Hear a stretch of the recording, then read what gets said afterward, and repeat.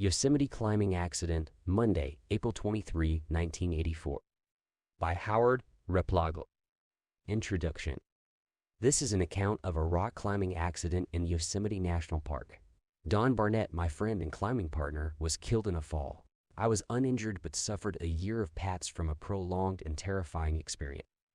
Don had been climbing for about 5 years and had taken several climbing classes at Yosemite Mountaineering School.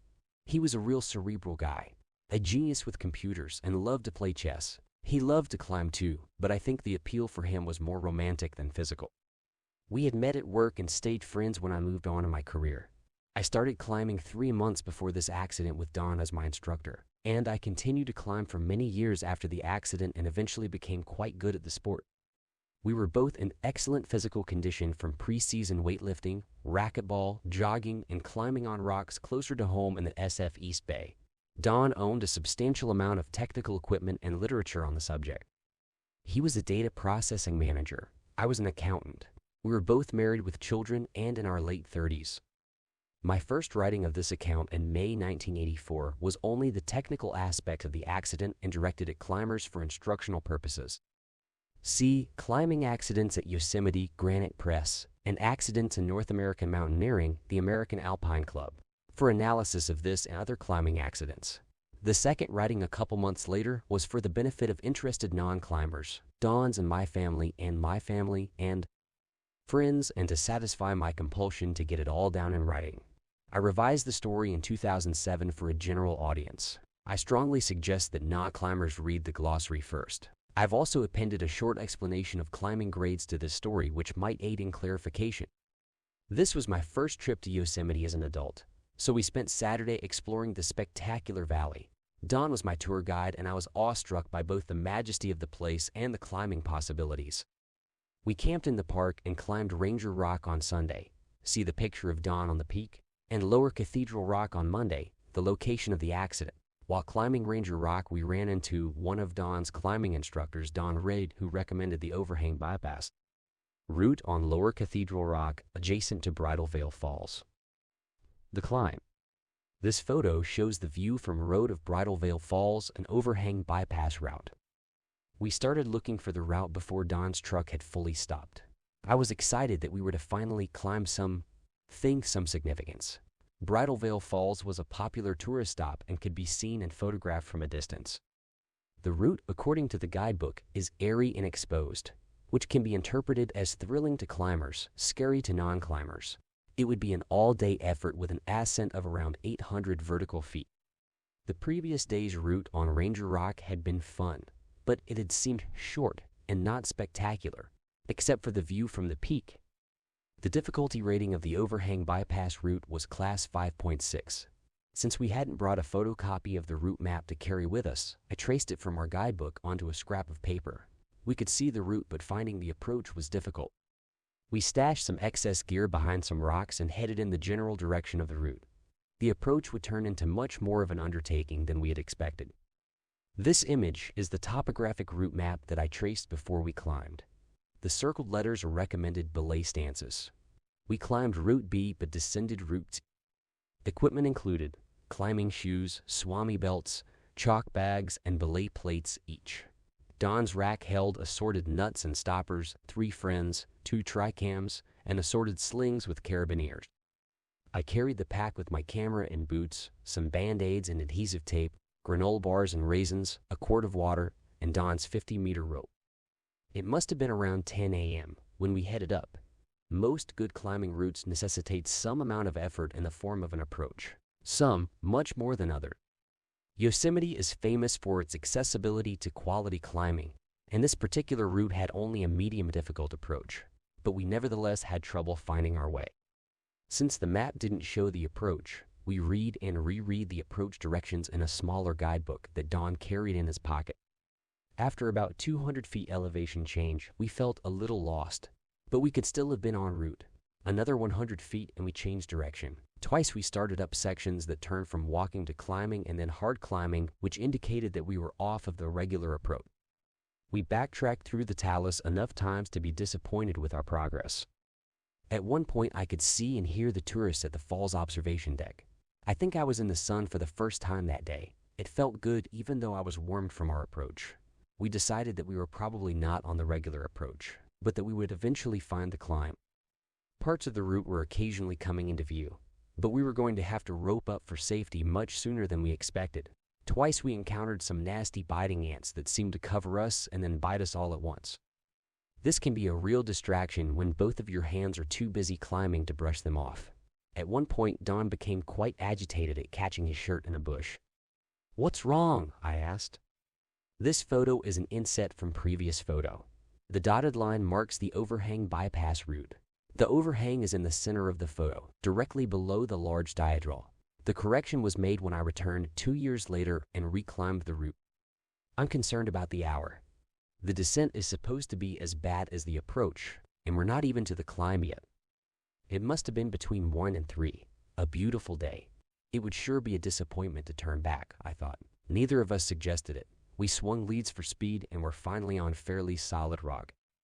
On one pitch, I led a long section with few opportunities for gear placement. In the middle of it, I was attacked by biting ants with such intensity that I climbed past a good crack without placing a piece of protection. It was not difficult climbing, but fairly exposed, and I ran out around 25 feet. A 25-foot lead with no protection can expose you to a 50-foot fall. And this was only my second day of leading. Sometimes, overemphasis of precautions can increase your exposure rather than limit it. But it's important to avoid 50-foot falls. We finally arrived at the actual climb around 3 p.m., and we really should have retreated. Instead, we were irresponsibly optimistic and thought the short route would go fast and route finding on the descent would not be the problem it had been on the approach. Anyway, we forged ahead. I still had on my long underwear and annoyed Don by taking the time to change into my shorts. Don led the first pitch and placed his smallest friend so deep into a crack that I gave up trying to retrieve it as I followed. A $40 loss. I led next and thoroughly enjoyed the climbing. It was moderately difficult. For the novice I was, exposed, high-quality rock and scenic. Once I climbed about 30 feet past a turn in the route and decided to belay Don from where I was and to down climb after he had climbed to the turn in the route. I called him up. When he got to the turn in the route, he wanted to come up to where I was, which would have compounded my error. "There's nothing up here," I said. "This isn't the way." He said, "Well, what do you want me to do?" with an angry tone. I replied, "I want you to take in the rope and put me on belay as I down climb to you." The next thing he did didn't make sense. I had 135 feet of rope, and instead of stacking it next to him, he rigged it through his belay plate and started pulling all 135 feet through the plate. A difficult and unnecessary process. I didn't want to insult him, and I figured he'd realize the mistake and take it out of the plate. But he didn't. He kept pulling it through. He was frustrated, jerking the rope because the belay plate was jamming. Finally, I said, "Don, just take it out of the plate and stack it." And he said, "Okay." He realized right away that his student was right. So eventually I climbed down to him. The switch to the right went up a bit to some little trees and then sloped down a little. It was in fact the route. I said, "I'll lead up this thing. If this is the ledge, what should I find? Let me see the map." He said, "I've already looked at the map. There should be a ledge with trees on it and a walk off." I asked again, and he said, "I've looked at the map. Just do it." I led up and across the ledge, moving fast but protecting with the little trees, and I came to the top of the big dihedral. There was a 5.6 to 5.7 face above me, and I was looking for something easier. Don knew there was more climbing, but I hadn't looked at the map in a while and was confused. I thought there was a ledge walk, off, but I was wrong. He meant walk, off to a face climb, and I thought he meant walk. So I went all the way to the big dihedral, and at the top there was a rock with some webbing and a rappel ring. I thought we were completely off course, and this wasn't the ledge at all. I had a feeling of foreboding, and the whole vicinity looked somehow ominous to me. I took one look over the edge and one quick look up for a route. There was nothing but sheer faces either way, so I turned and started my retreat before yelling, "Rope," to Don for my belay. We had been having trouble talking to each other all day.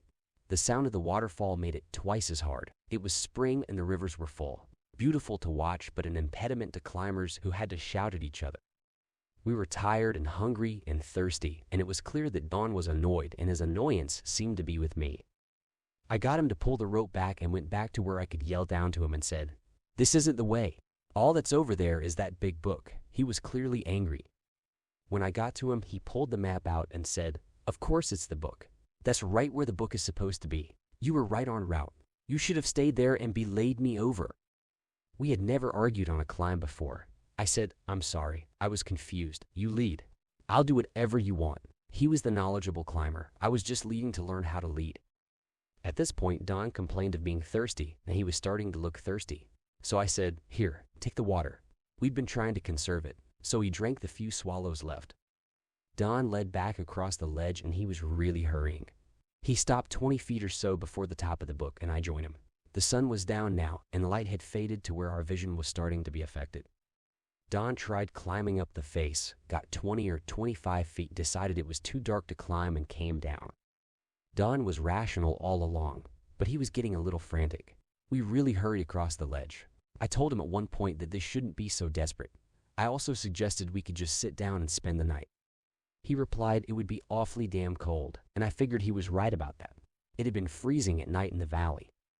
At one point he said, we gotta get off this rock, but I think he meant off of the steep part onto the 4th class slope. There was no way we were gonna get all the way down in the light. I think we both knew that now. It was around 6 p.m. and dusk. The accident. We decided against all good sense to rappel the big dihedral.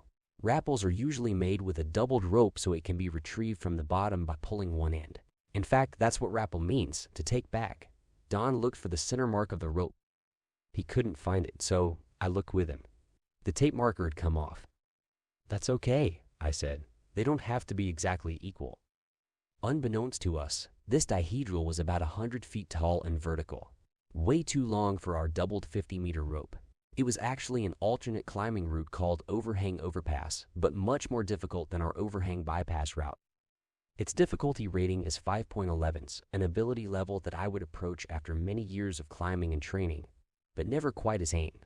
The original route map, but not my traced copy, had a tiny arrow to indicate the proper rappel route.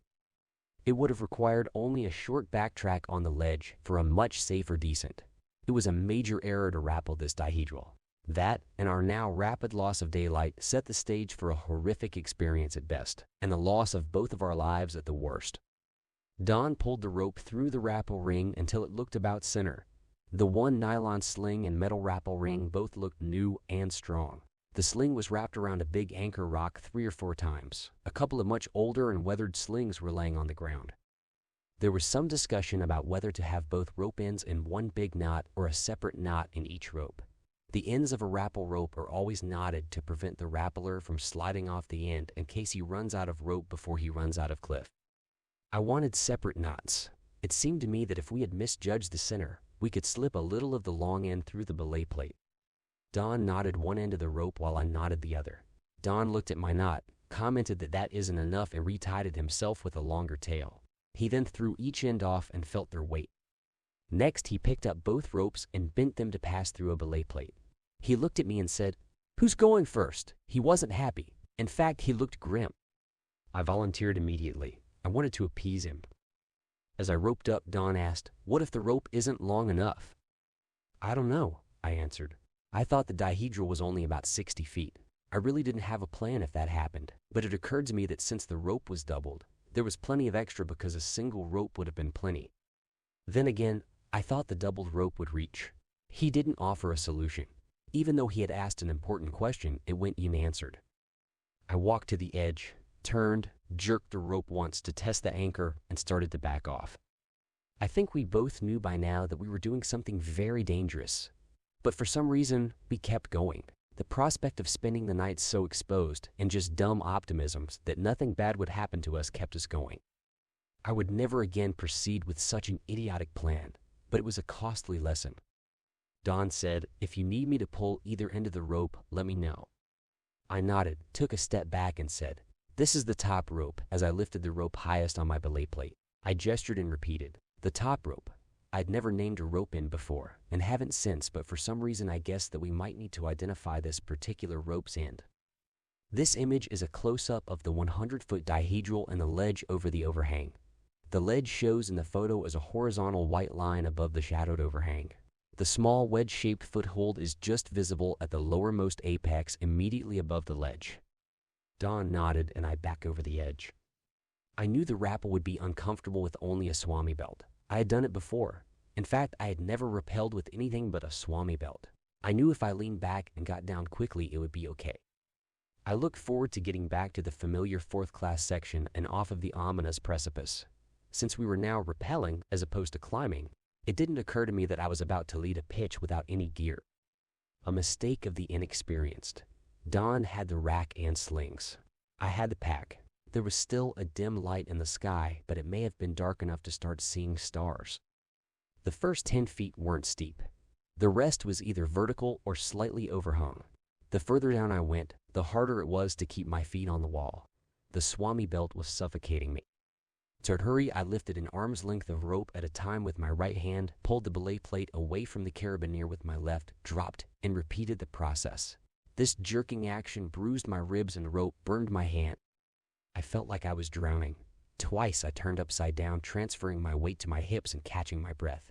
But I couldn't make progress upside down. I was quite scared. It occurred to me that my nose was bleeding. I managed to get my best rest by gaining toe and hand jams in the 1-1-2-inch crack which ran the length of the 90-degree dihedral. The process bloodied up the back of my hands, but it didn't hurt. Swami belts are a bad alternative to a climbing harness which has loops under your legs. When you hang from a harness, it's like sitting in a couple loops of rope. When you hang from a belt around your waist, it rides up and squeezes your ribs together and compresses your lungs. I read somewhere that the pressure can suffocate you in 30 minutes. Only the purest climbers use them. Don was such a purist. This climb would be my last experience with a swami belt. In retrospect, the use of leg loops or harnesses might have been one of several factors which could have avoided a tragedy on this climb. I could see as I neared the end of the rope that it was hanging in space. I continued anyway until I had about a foot of the rope ends left. Don had judged the lengths of the two ends of the rope within inches. I could see a light triangular shape directly below me, but I couldn't tell how far away it was or how flat it was. It was just a shape in the gloom. It could have been anywhere from 10 to 50 feet away. I cursed the falls. The thundering cascade masked our voices almost completely. Our conversation went something like this. "Don!" I yelled as loud as I could. "Are you?" said Don, also screaming. "What?" I asked. "What?" asked Don. "Don!" I screamed. And Don answered, "Are you at a stance?" "No, I'm out of rope." "What?" "I am out of rope." No answer. What should I do? Don said something that I didn't understand. "What?" I yelled. "Can you use your belay device to climb the rope?" My mind raced. I felt my belay plate with my hand. I've never heard of that, I thought. I'd resisted panic, but barely. I can't work something like that out, I thought. My arms were burning. They'd been holding my weight off of my lungs. No way, I thought. I can't climb this rope without Jumars or prussics. Jumars are a mechanical ascending device used in big wall climbing on fixed ropes. Prussics are a pair of looped nylon cords that can be used in conjunction with nylon slings to lock onto and climb a rope using leg strength for the ascent. I'd practiced with both, but had neither with me. "No," I answered. "Silence!" again I shouted. "What should I do?" "I don't know," Don replied. That's great, I thought. In about 1 minute, I'm going to either suffocate or panic. Don's enigmatic question about what to do if the rope wasn't long enough rang in my ears. I almost ditched my backpack. My thoughts went like this. Maybe if I release one end of the rope, Don will be able to lower me to something. But how will he get down? Maybe we can make the rope longer with slings to somehow get him down. In any event, I must get down or I will soon lose consciousness and die of suffocation. "Done!" I shouted. "What?" "If I release the top rope, can you lower me?" There was a long pause before he answered. "Yes, I'll be stuck here," or something like that. I might have said maybe we can extend the rope with slings, but I wasn't planning much beyond my immediate problem of avoiding suffocation at the end of a rope. The dark and 700 feet of air between me and the ground didn't really matter, but it seemed like it did. Don replied, "Oh, okay?" "Okay?" I asked. "Yes, okay." I still had about a foot of each end of the rope through my belay plate. I had stopped because I didn't want the knots jammed up against it where they would get too tight to untie. "I'm untying the top rope," I shouted as I untied the knot. "Are you ready?" "What?" answered Don. "Are you ready?" I repeated as I pulled the rope through the plate. I was afraid that he'd misunderstood. If he wasn't ready and I let go of that rope, I'd drop. "Yes." "Okay, I'm letting go of the top rope." I still wasn't convinced that he understood. "Have you got me?" "Yes." He didn't sound impatient with my repetitive questions. He must have understood my fear. I tried to feel him on the rope. I raised it a foot and I descended a foot, just as if he hadn't been there at all. I yelled one last time, "I'm letting go." And I let go.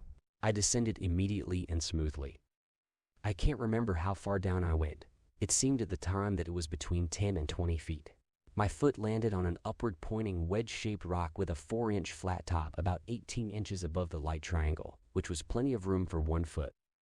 The triangle was about 6 feet on a side, flat and sloped sharply away from the apex. I hesitate to call it a ledge. A 45-degree angle face might be a better description. There were okay handholds on the left face and a V-shaped notch for some kind of an anchor placement. I could have descended further in hopes of something better. Instead, I decided that this was good enough. There were 2 things I wanted to do right away. One was to make myself some kind of an anchor. Don had all of the gear, so that would be a problem. The other was to let Don know my position. He knew that I had stopped descending and he was already yelling something. As before, we were yelling stuff at the same time. Now he was even farther away. I was delighted to find 2 slings with carabiners hanging on my shoulder. One was a 9mm rope about 7 feet long. I yelled off belay a couple of times even though I was still tied in and had no anchor just in case he was in a precarious position himself and needed to move off belay. I now considered our situation desperate and was willing to relax the sop of anchoring yourself before announcing off belay. He yelled back something like, "Are you at a stance?" This was hard for me to answer because I was still tied into the rope and had no equipment for an anchor, and my marginal stance was more like a face than a ledge. I think I answered sort of, or wait a minute.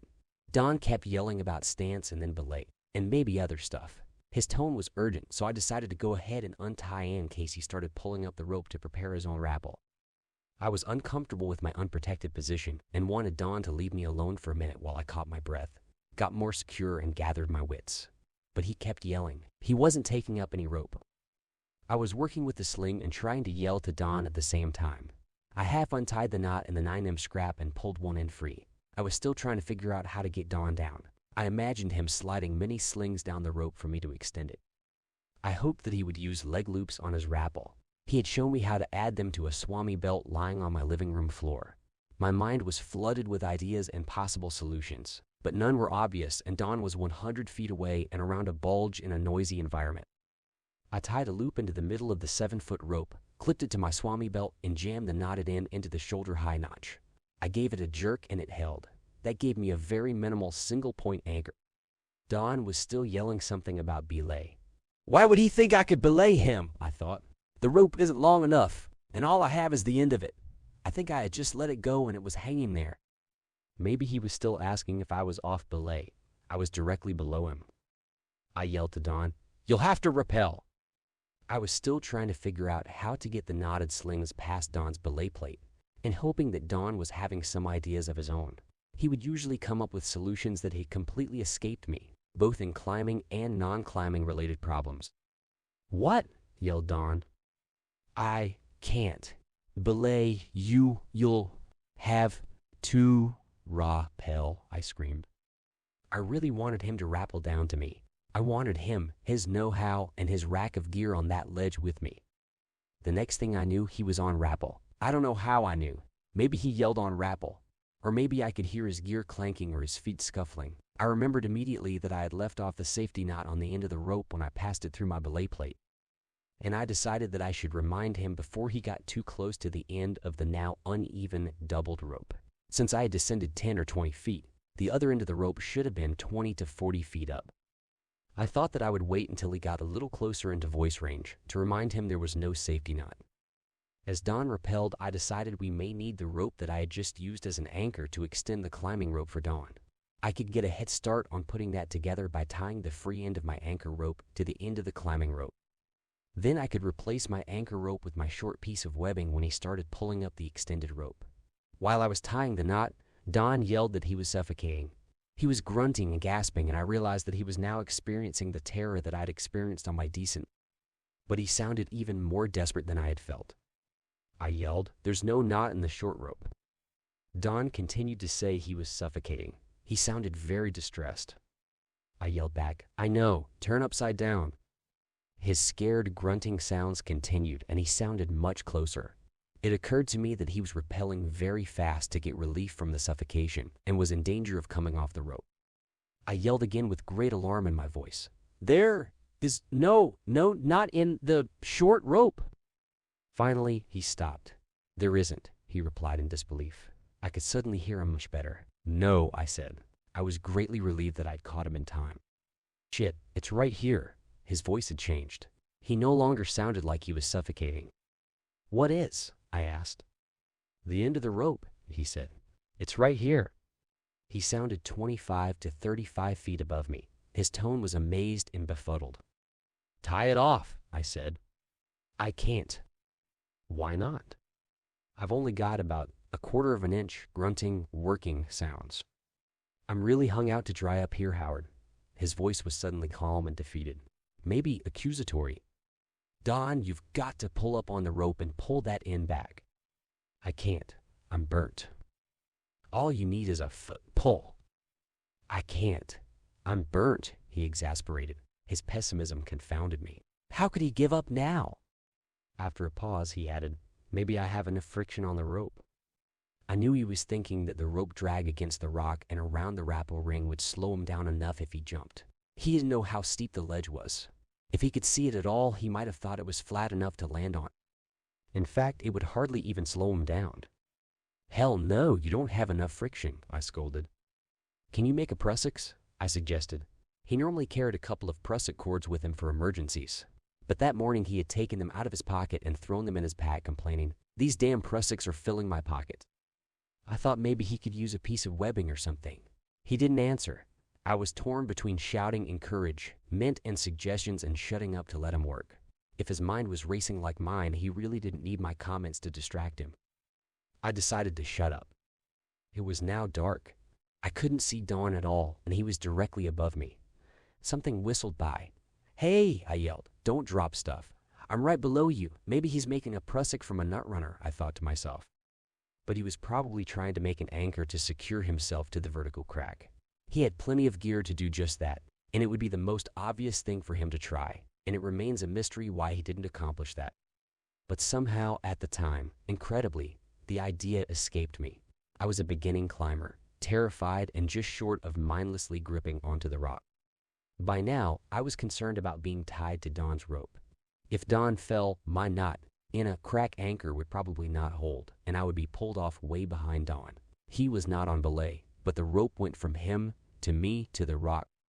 I unclipped from the rope, realized that I was exposing myself to a huge fall, and clipped back in. If he goes, maybe my dicey anchor will hold us both, I thought. And, quite irrationally, severing the rope link between us felt like I was abandoning him. Suddenly, several yards of rope dropped into my arms. I braced for the impact. "That was it," Don said. "What?" "The end of the rope. I lost it," said Don. "Then what are you holding on to?" I asked. "A chalk that I put in the crack," he grunted. "Great. Put the rope through it." I was delighted. I knew he'd think of something. Again, I was relieved. But Don's grunts sounded more and more desperate. He only made sounds now. "Don, don't let go," I pleaded. I finally and correctly reasoned that it would not help Don for me to stay clipped to the rope. In fact, it could hurt him. My stance would negatively change the angle of impact on our knotted rope anchor, and my weight would be added to the already marginal placement.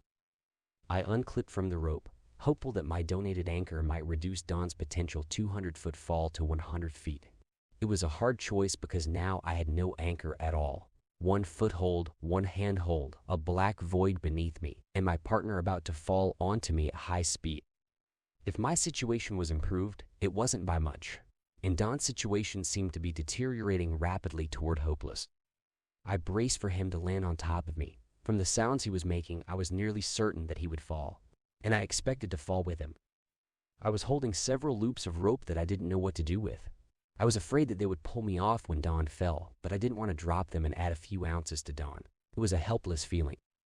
It occurred to me, again irrationally, that if he could secure himself, I might climb the rope to help him. Thoughts of his family entered my mind. I don't know how I knew when he was falling. Probably rope noises. But I knew, and I looked up as he made one terrified vocal sound. I don't know if I saw him or not. It was very dark, but I seemed to have a memory of him falling, face down, arms reaching out as if he hoped to grab the ledge. I yelled, "Don!" as he impacted the ledge 4 or 5 feet from me. There was one bright spark from his gear and he was gone. I couldn't tell if he bounced. I don't know what happened to the 12 to 15 feet of rope I was holding. I didn't hear him hit below. I didn't notice the rope that must have followed him. I was utterly terrified and stood still and tried to calm myself. I yelled, "Don! Don!" and then found the rope. The knot had pulled halfway out of the notch, but it had held. I pulled up on the rope and felt tension. It was either Don's weight or the rope was pulled tight and jammed in some unseen crack. Instead of running over the ledge, it ran inside the crack between the ledge and the right wall.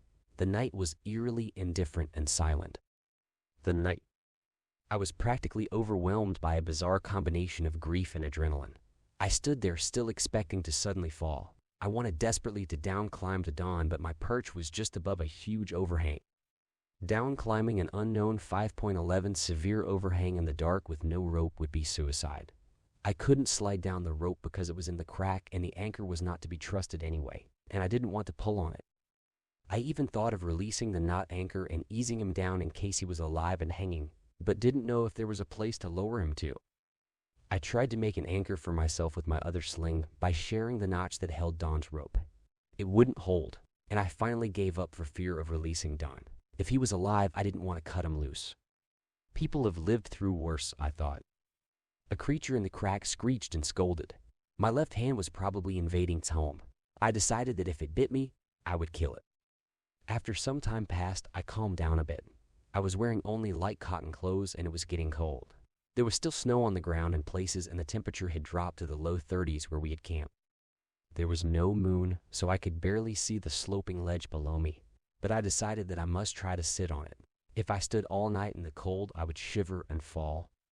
I carefully thought through my moves and slowly backed down to the ledge. It was steep, but I had enough friction to put most of my weight on my feet. I turned, wedged my left foot in the crack, and sat on my right heel. I was cramped and the rock hurt my left ankle, but I was much more secure. My palms were cold but sweating like crazy and getting everything I touched wet. I resolved to concentrate on not shivering. I would need muscle control to stay on the rock. I decided to try not to think about Don. Time for that later. I removed my pack, clipped it to my belt so it hung between my legs and leaned back against the rock. I then began using the contents of the pack to keep warm and comfortable, being careful not to fall or drop anything. I put on my flannel shirt, changed from my climbing shoes to my hiking boots, and sat on my climbing shoes after tying them to my belt with a piece of cord. They gave me an insulated, non-skid butt. I found my watch, put it on, and lit a match to read it by. It was 1:15 a.m. Much more time had elapsed than I had thought.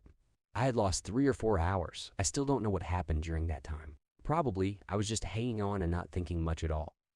I made a hat and muffler from my long underwear and put a small zippered stuff sack over my head. I wedged both of Don's hiking boots into the crack to improve my left foothold and adhesive taped my pant leg shut. I found and put on my leather gloves, which I proceeded to soak with my still sweating palms. I used the pack to cover my upper leg muscles, which were still actively involved in keeping me on the rock, and I put my hands and forearms in the pack. Don's rope now ran from behind me, between my left shoulder and the rock, between my left hip and the rock, and under my left foot. I was concerned that the knotted rope anchor would pop and the rope would wrap around me and knock me off. It never did go, but it added an additional element of peril to the night. I felt the rope for movement many times in hopes that Don was alive. Yelling for help seemed a bit pointless, but I did anyway. I yelled in groups of 3 every hour in case some illegal campers were in earshot. Camping was not allowed in this area, but climbers sometimes break the rules to get an early start on a route. I was by this time fairly certain of surviving the night, but a few hours could mean everything for Don. I also hoped that our wives would worry enough to come looking for us. We were supposed to have been back home early that evening. I shifted my weight and adjusted my position many times to increase circulation and reduce cramping. I amazingly never did shiver and would have even slept a little had I been tied on. I doubt if the temperature went much below 40 degrees. It was a crystal clear, moonless night, and the stars were beautiful. Another sad reminder of Don with his interest in astronomy. I managed with great effort to eat our raisins and granola bars. I was thirsty, and it reminded me of a childhood experience of having my mouth full of dirt. I had determined to survive this, though, and I needed the energy. I wished I could share my miserable meal with Don. I watched the car's headlights wind their way through the valley and waited. I thought a lot about the accident. What was the main error? Had Don thought it was my fault? Was it my fault? And crazy stuff? Would some freak item of evidence cause me to be suspected of murder? At first light, I could see the piece of red nylon attached to the hex nut that had been Don's last hold. It was much higher than I had thought, perhaps 40 feet above me. I couldn't see Don past my overhanging ledge. Tourists started stopping to look at the falls, and joggers ran by as early as 5:30 a.m. Neither appeared to hear my calls. More came and went. Some walked to the viewing area at the base of the falls and stood. One woman stopped on the road and took a flash picture of the falls. I cut the bottom from my empty water bottle to make a crude megaphone. A long piece of adhesive tape worked to hang it from my belt. I stopped yelling at people that weren't very close to save my voice. I decided if I couldn't get attention by mid-afternoon, I would somehow try to get down on my own. The prospect was not appealing. To pass the time, I took a picture of the ground below. After yelling repeatedly to a girl standing on the fall's observation deck, I thought I could see her face looking up.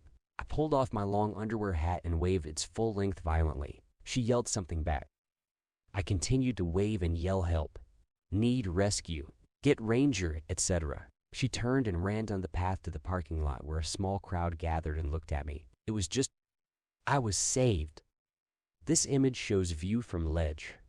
The fall's observation area and paved path can be seen next to the whitewater, just beyond the ledge. The rescue. In a few minutes, a patrol car arrived, and the ranger instructed me with his loudspeaker to answer his questions with yes and no hand signals using my shawl. He was able to assess my and my partner's situation and even guessed our names. Our wives had been badgering the Park Service for most of the night, since it is quite common for climbers to be caught out after dark, and also common for friends and families to worry. A search had not been initiated. Soon, another car stopped, and I watched two heavily equipped climbers cross the road. More cars arrived. Tourists stopped. An emergency scene unfolded below. By around 10 o'clock, I heard climbing gear clanking and, "Hello!" music to my ears. "Hello." I suddenly didn't know what to say. "Can you look over?" I slowly stood on Don's wedged boots with my left leg. My joints creaked. The two climbers were standing below at Don's body, my first sight of him since the day before. I waved and sat back down. That was dumb, I thought. I could have fallen just then. The climbers I would later learn were John Dill and Susie Harrington. John was the ranger in charge of search and rescue in Yosemite, who I would later get to know personally, and Susie is an accomplished big wall climber with a few first female ascents to her credit. "If we release this rope, can you rappel down?" "No, I don't have any protection," I replied. "You have no anchor?" "Right." Pause. "If we send some equipment up the rope, are you competent to set an anchor?" I thought, sure, if I was tied in and could stretch first and could tell them exactly what I need. "I don't know. I'm a beginning climber." "That's it," I thought. "Tell them right away that you consider yourself incompetent. That'll make the obviously necessary criminal investigation especially humiliating." I was already embarrassed for my predicament. "Okay, if you'll be all right there for a while, we'll find someone who can come up and get you." "Okay," I said. A couple hours, I was starting to come down. I had a headache, aching muscles, and my tired eyes caused the landscape to sparkle. I started cleaning up my nest. After a while, a climber of some renown named Warner Braun, who I would meet socially a few years later, joined me on the ledge. He quickly tied me in, set 3 or 4 anchors, and hung up my pack while I stood and stretched. He then sent me off on belayed rappel to the next belay station below the overhang. Since a body was involved, the rescue operation was extensive. 17 climbers and rangers. By eavesdropping on the radio chatter, I determined that they were having a camera malfunction and would have to delay recovery of Don's body. I was informed by a sympathetic rescuer that I would have to rappel by my friend's body. This I accomplished, although tearfully. At the bottom, I approached the officer in charge after walking unnoticed through the huge crowd of craning, picture-snapping tourists. I was filled with the grief of my friend's death, but happy to be alive. I was apprehensive of the possibility of meeting Don's wife at the road, but welcomed the attentive ears of the investigating officer and chief park ranger who accomplished their law enforcement and public safety tasks with sympathetic ears that I had not expected from cops. I spent the afternoon and evening in a daze. I talked to the rangers and my wife on the phone, made arrangements for collecting our campsite and Don's truck, ate a sandwich, and checked into a cabin with shower. The chief ranger talked to Don's wife and several friends of Don's that called. My wife joined me there late that night. Analysis. What went wrong? What could we have done to get out of trouble? What should we have done to better avoid trouble in the first place? What did we do right? First, I need to say that neither Don nor I considered ourselves daredevils.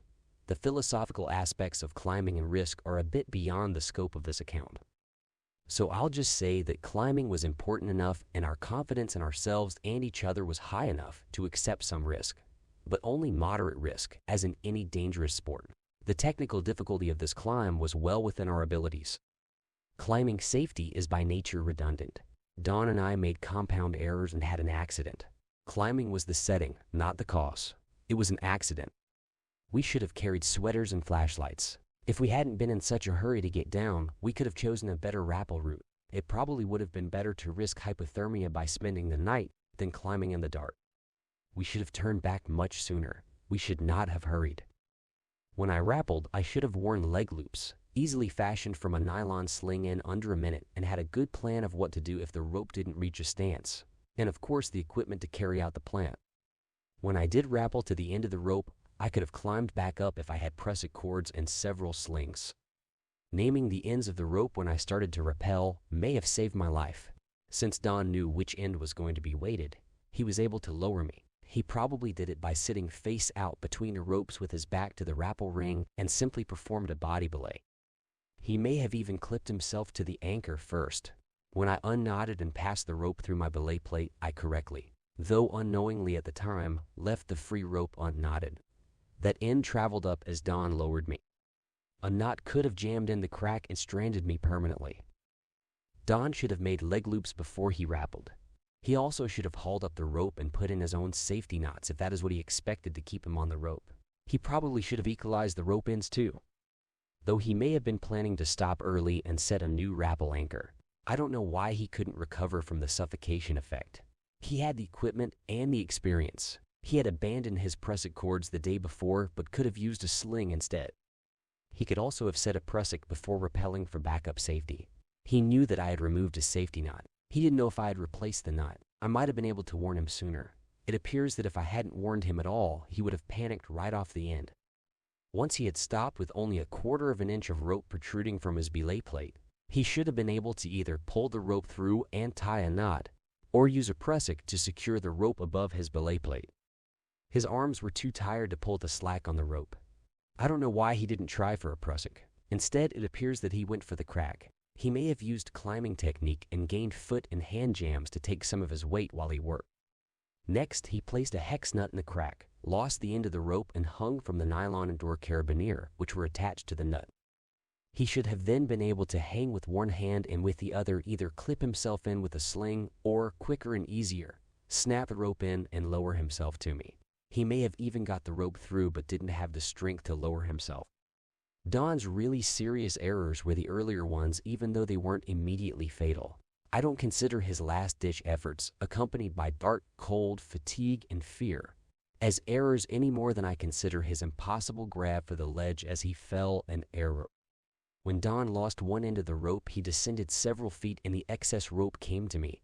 Somehow, much more than several feet came down. Possibly he already had the rope through the carabiner on his new anchor, and he actually lowered himself several feet. Anyway, I had 8 to 12 feet of rope and didn't know what to do with it. I could have shortened his fall by those 8 to 12 feet of rope by using knots to shorten the rope running between the anchor and Don. but standing there unroped in the dark and using both hands and with the risk of pulling it all on Don, it would have been very dangerous. Don fell so far that those few yards probably wouldn't have mattered. By holding the excess rope in my hand, I reduced the weight of the rope hanging on Don by a few ounces. Don died of multiple traumatic injuries, which according to my rescuers included a fractured skull. Afterward, I continued to climb for about 10 years after the accident and became quite good at the sport, leading climbs rated 5.10 all over Yosemite Valley and Tuolumne Meadows and following a few rated 5.11. The emotional distress I experienced after the accident seriously disrupted my life for about a year. My thoughts of the accident displaced everything else in my consciousness. I lost my job, my wife, and a good part of my career. I still think of the event as pivotal in my life experience. I started climbing again within weeks of the accident. The scary aspects of rock climbing, which I previously had interpreted as thrilling and a part of the pleasure of climbing, didn't work for me for a while. I'd get a little scared on even a short climb or top. Rope exercise and my emotions would run away and momentarily turn the amusement park into a horror. I also had difficulty with dusk for a while. If I was outside and the light started to fade, I would have to fight an urge to panic. Climbing or even hiking at dusk were out of the question for a few months. As I wrote the first drafts of this story, I would get so cold that I would have to bundle up in my warmest down jacket to write, and I'd occasionally put my pencil down and do something else to get my shivering under control. Since I was obsessed with the accident, I was perfectly happy to talk about it with anybody and everybody. My obsession became such an impediment to the rest of my life that I paid a psychiatrist to listen to my chatter for a while. I suppose that helped a little, but I think it was mainly just the passing of time that allowed me to clam down and get my ability to focus on other things back. After losing my highly demanding CPA job, I went for about a year of unemployment and underemployment. I eventually resolved that problem by taking a huge career step backwards and went to work as a minimum wage retail clerk at a North Face store.